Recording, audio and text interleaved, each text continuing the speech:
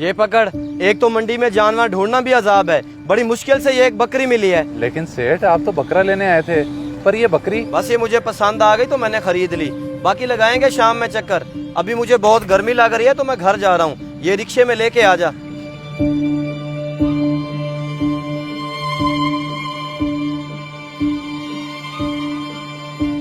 बल्कि पैसे मेरी जेब में तो किराए के पैसे ही नहीं है।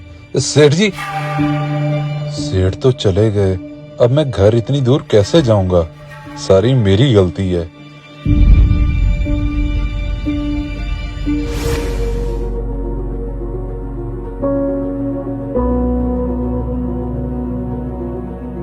जी भैया, ले आए जानवर? किधर है? हाँ, एक बकरी खरीदी है मंडी से और वो मुलाजिम लेकर आ रहा है पीछे। चले ठीक है, मैं समझा आप ले आए हैं।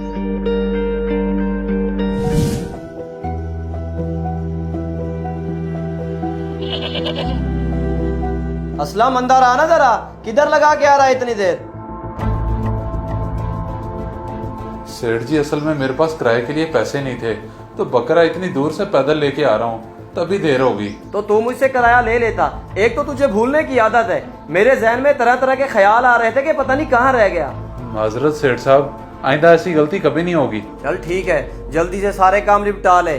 कल ईद है तो तुझे आने की जरूरत नहीं है। ईद अपने बीवी बच्चों के साथ गुजारी। जी ठीक है सेठ जी, मैं कर लेता हूँ सारे काम।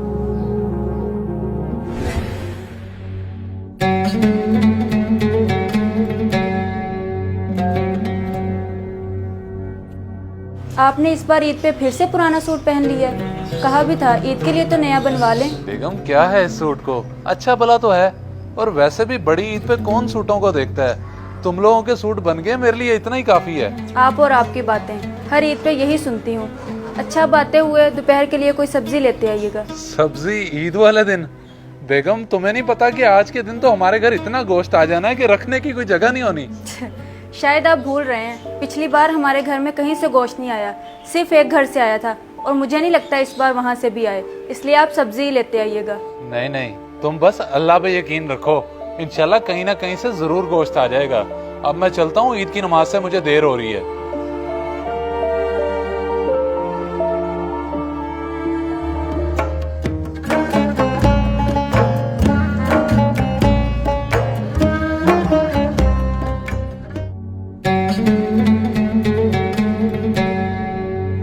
बेगम, मैं पढ़ आया हूँ ईद की नमाज, तुम बताओ कहीं से आया गोश्त? प्याज तो मैंने काट लिए हैं, लेकिन अभी तक कहीं से नहीं आया, और मुझे नहीं लगता कोई दे के भी जाएगा। अच्छा, तुम फिक्र ना करो, मैं मालिक के घर चक्कर लगाता हूँ और कोई काम भी दिखाता हूँ, और आते हुए गोश्त लेता हूँगा। ठीक है, आप लगाएं चक्कर, लेकिन जल्दी वापस आइएगा, ये ना हो सारा दिन उधर ही गुजार दें। हाँ हाँ, मैं जल्दी वापस आ जाऊंगा, बस तुम प्याज वगैरह काट के रखो।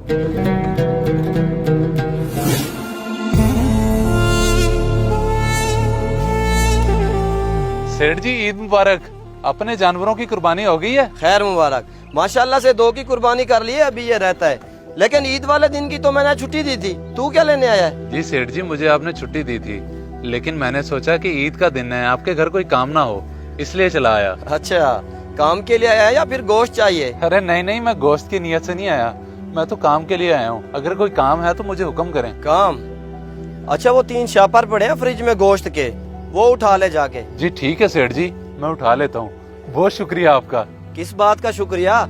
इतना गोश्त तेरे लिए नहीं है, वो उठा के सेठ हसन, अली और शहबाज के घर दे आ। अच्छा जी ठीक है सेठ, मैं दे आता हूँ।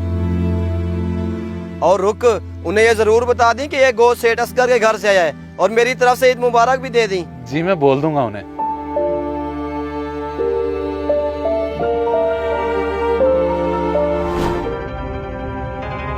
इतना सारा गोश्त असगर ने मेरे घर भेज दिया? जी जी, सबसे ज्यादा गोश्त उन्होंने आपके घर ही भेजा है, और वो तो आपको ईद मुबारक भी बोल रहे थे। खैर मुबारक, लेकिन ये गोश्त मैं नहीं रख सकता, क्योंकि मेरे घर तो पहली 2 कुर्बानियाँ थी।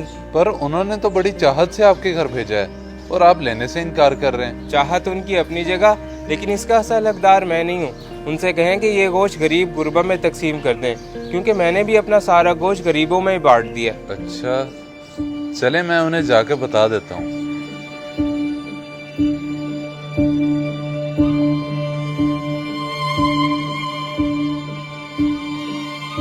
बल्कि 1 मिनट, ये इतना सारा गोश्त है, मैं मालिक को क्यों दे रहा हूँ वापस?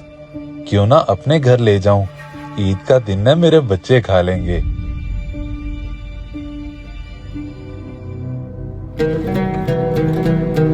इतना सारा गोश्त आपके उस कंजूस मालिक ने आपको दे कैसे दिया? बस तुम ये समझो कि अपने मालिक से बड़े धोखे से निकलवा के लाया हूँ मैं ये। धोखे से? मतलब उन्होंने ये अपनी मर्जी से नहीं दिया? ये तो फिर हमारे लिए हराम हुआ। तुम बस अब इन बातों को छोड़ो और जाके पकाओ इसे। नहीं, मैं ये नहीं बनाऊंगी क्योंकि ये हमारे बच्चों के लिए हराम है। आप ले जाएं इसे वापस।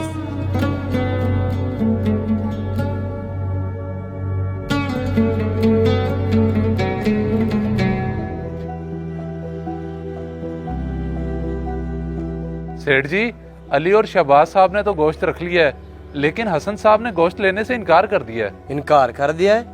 लेकिन क्यों? क्या कह रहे थे वो कह रहे थे कि हमारे घर तो पहले ही 2 कुर्बानियां हैं, आप ये गोश्त किसी गरीब को दे दें। गरीब को दे दें? चल तो ऐसा कर, ये गोश्त जाके बीबी जी को दे दे, वो फ्रिज में रख लेंगी, बाद में काम आ जाएगा हमारे। जी ठीक है सेठ, मैं दे देता हूँ।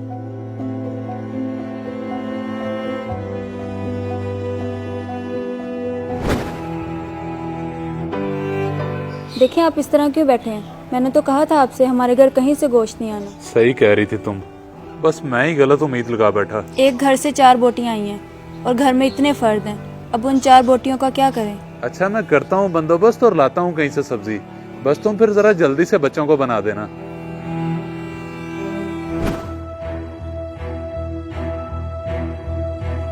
भैया सारे घर से स्मेल आ रही है, फ्रिज में जितना गोश्त रखा हुआ था सारा खराब हो गया। सारा गोश्त खराब हो गया? लेकिन वो कैसे? कल से इतनी लोड शेडिंग हो रही है, गोश्त तो खराब होना ही था। अब बताएं इसका करना क्या है? वो तो था भी इतना सारा गोश्त। असलम, जा गोश्त उठा के बाहर फेंका और फ्रिज की अच्छे से सफाई कर दी।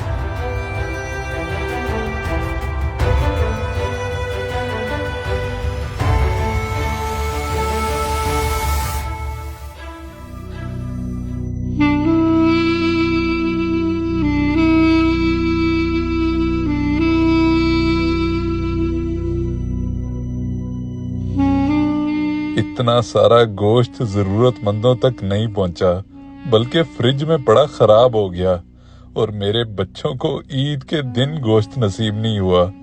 मेरे मालिक उनको नवाज जो गरीबों का एहसास करते हैं। इस वीडियो को सदका जारिया समझकर जरूर शेयर करें। हो सकता है आपका एक शेयर किसी की जिंदगी बदल दे।